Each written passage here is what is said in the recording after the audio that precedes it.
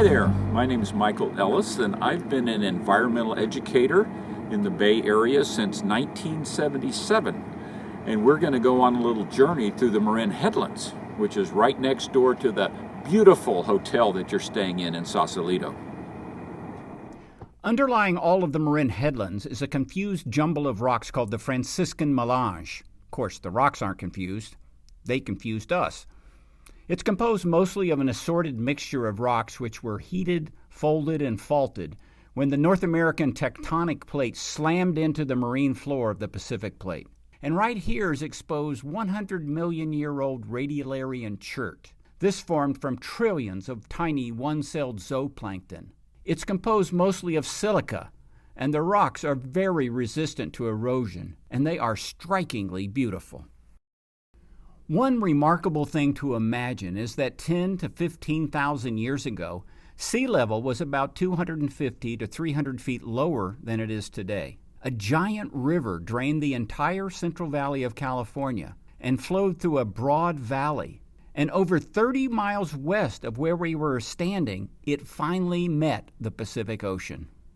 So tourists and local residents alike believe that the Golden Gate was named for the Golden Hills, or perhaps the gold discovered in the Sierra. It was actually Colonel John C. Fremont in 1848 who gazed at the narrow strait that separates the bay from the Pacific Ocean and said, "It is a golden gate to trade with the Orient, and I give this name for the same reason that harbor of Byzantine was called the Golden Horn." Byzantine, by the way, is another name for Istanbul. So basically, he named it for that waterway in distant Turkey which links Europe and Asia. The feeling tone of the Marin Headlands can change dramatically in the fog. Frequent, especially in the summer, the fog provides much-needed moisture for the plants and moderates the coastal climb. It's caused by localized upwelling, which brings cold ocean water right up to the surface along the coast. And as air from the open ocean blows across this cold water, the moisture in that air condenses out into fog. And as the fog travels inland, it's heated, and the moisture is reabsorbed, and the fog dissipates. It's sunny in Berkeley and foggy in Sausalito. The native peoples that inhabited this area were the coastal Miwok. The Marin Headlands was the southernmost limit of that group. They ranged north throughout modern Marin County to the southern part of Sonoma. And to the south were the Ohlone people. The Miwoks were hunter-gatherers, relying mostly on deer for protein and acorns for carbohydrates. There was a village in Sausalito, but there's not much archaeological evidence for the Miwok in the headlands. And unfortunately, there are no pure coastal Miwoks left. We Europeans displaced them. The coast of California can be quite treacherous, but not surprisingly, the first lighthouse along the west coast was in the Placid Bay on Alcatraz Island. It was guarding the burgeoning city of San Francisco. The third lighthouse was at Point Bonita, at the north entrance to the gate. It was first constructed high on a hill, but they found that the pervasive fog mostly hovered at that elevation, so they tore it down and rebuilt it lower. To gain access, a 180-foot tunnel had to be hand-drilled through that hard metamorphic rock. The lighthouse has been guiding ships into the bay since 1855. It doesn't rotate, but the bright light turns on for 3 seconds and off for 1. Local mariners know this well. The strategic importance of the San Francisco Bay resulted in significant military activity, beginning with the Spanish in 1775.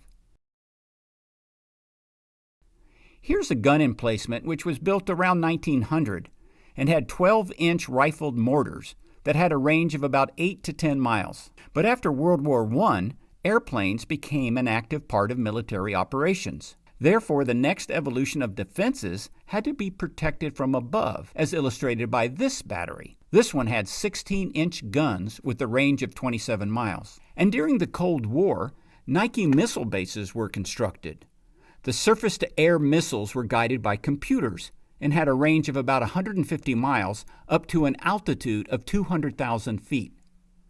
One of these in the Marin Headlands has been converted into the Marine Mammal Center. That's a good use. And not one weapon has ever been fired in defense of the bay. Thank goodness. In the late 1960s, the U.S. military realized they no longer required thousands of acres in San Francisco as well as in the Marin Headlands, and the land became surplus. There was a huge movement by citizen activists and politicians of both parties to protect and preserve this remarkable landscape. And in 1972, the Golden Gate National Recreation Area was created. It's the best urban park in the world, now at 82,000 acres and at the doorstep of 8 million people. Believe it or not, a bridge spanning the Golden Gate from Marin to San Francisco was first proposed in 1872. Actual construction finally began in 1933. On opening day, May 27, 1937, 200,000 people walked the mile and a half across the bridge. During the 50-year anniversary in 1987, 300,000 walked across and actually flattened the bridge, much to the concern of the authorities. Whoops. The towers are 746 feet high. The road is 220 feet above the water. The suspended part of the bridge is 4,200 feet long. And the international orange color is easily seen in inclement weather, and it's considered one of the wonders of the modern world. So one of the favorite places, for this marine mammal to haul out, rest, and relax undisturbed is right on the way to the Point Bonita Lighthouse. And these are harbor seals. Just north of us in Point Reyes, at a place called Double Point, is the largest breeding colony south of Alaska. True seals require these flat areas to haul out. They have to undulate up on their bellies because, unlike their cousins, the sea lions, they can't pull their rear flippers underneath them and walk. Seals aren't nearly as agile as those barking sea lions. And by the way, at Pier 39 in San Francisco, those are California sea lions.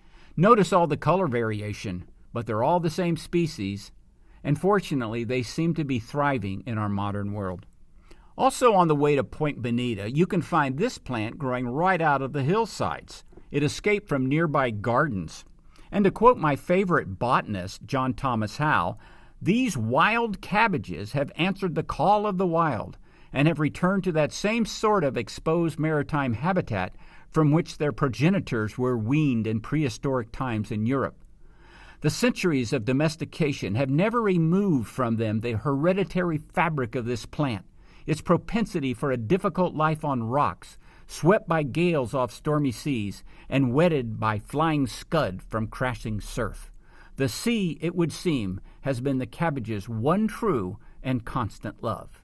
Ah, such poetry. And actually, they still taste good, too. But you're not supposed to pick things in the park.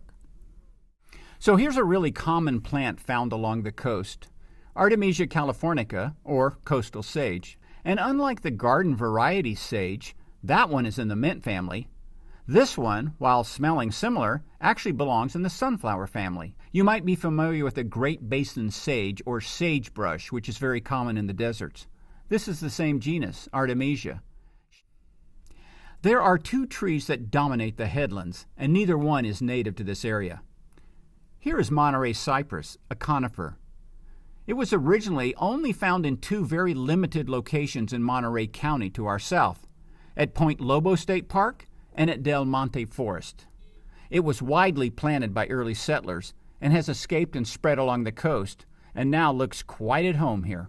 The other very successful invading tree is from Australia, the blue gum eucalyptus. It's one of 900 species of eucalypts. It was originally planted in California in the mid-1800s in response to the railroad's need for timber to make railroad ties. Bad idea. The wood is extremely hard and difficult to season properly. The tree spread like crazy, displacing native vegetation and creating ecological deserts. It's a fire hazard as well. In many of our parks, officials have been actively removing the trees. This is ice plant, or sea fig. And while this plant may look beautiful, it's very invasive. There are two species, both of them probably from southern Africa, one with yellow flowers and the other with pink. Brought originally to stabilize railroad beds in the early 1900s, ice plant has escaped, gone wild, and driving native plants to extinction, especially along the coast. Many parks have programs to remove the ice plant.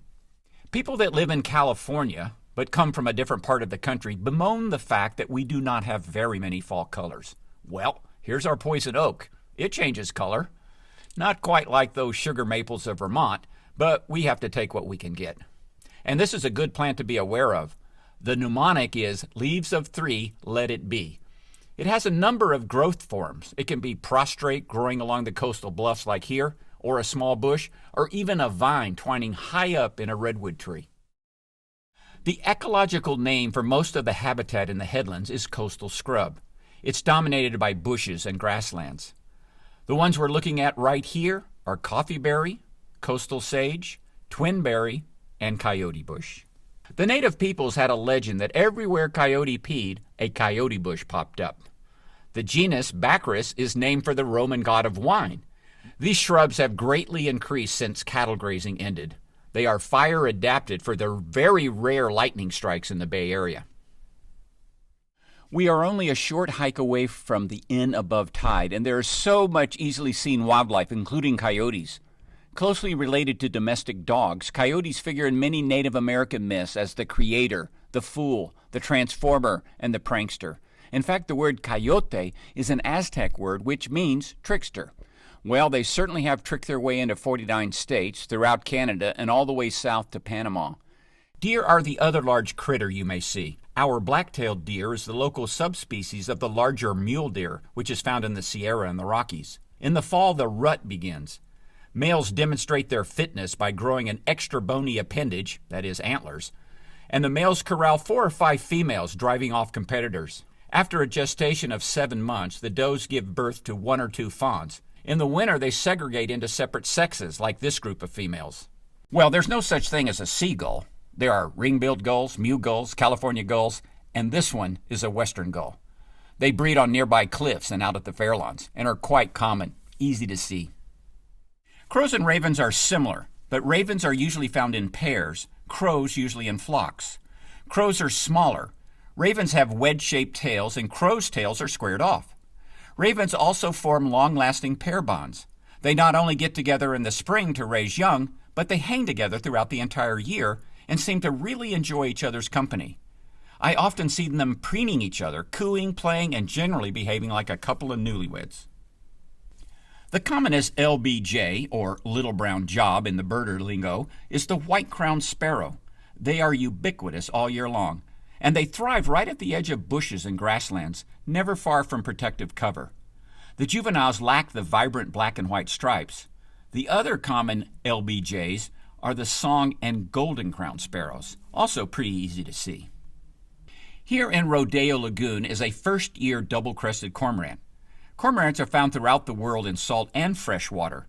This could be a male or female. There's no sexual difference between them. Corvus marrant. Corvus is Latin for raven, and mar, of course, is sea, the ravens of the sea.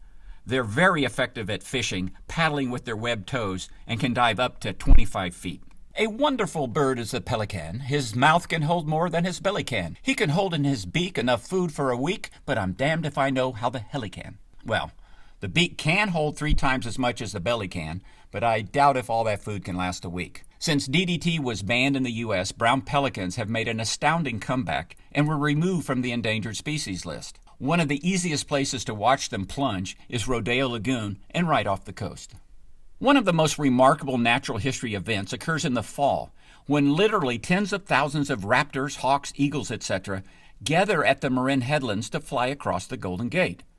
The Golden Gate Raptor Observatory, a nonprofit organization, has been monitoring this remarkable event since 1984.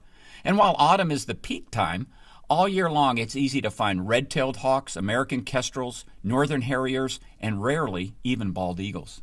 Garter snakes are the most commonly encountered snake in North America. They are found all the way into Canada, even Alaska, and down into Mexico and beyond. They come in a wide range of colors: red, orange, brown, blue, green, and black. They are relatively gentle and rarely bite, though they can. Basically, anything that's smaller than they are is considered food. And unlike many other snakes, they don't kill their prey first, but swallow them alive. Consider yourself fortunate if you spy one of these beauties. Well, I hope you've enjoyed this little tiny introduction to the Marin Headlands, which is so convenient to where you're nested and gives you an opportunity to learn a little bit about the natural and the cultural history of this remarkable part of the Golden Gate National Recreation Area.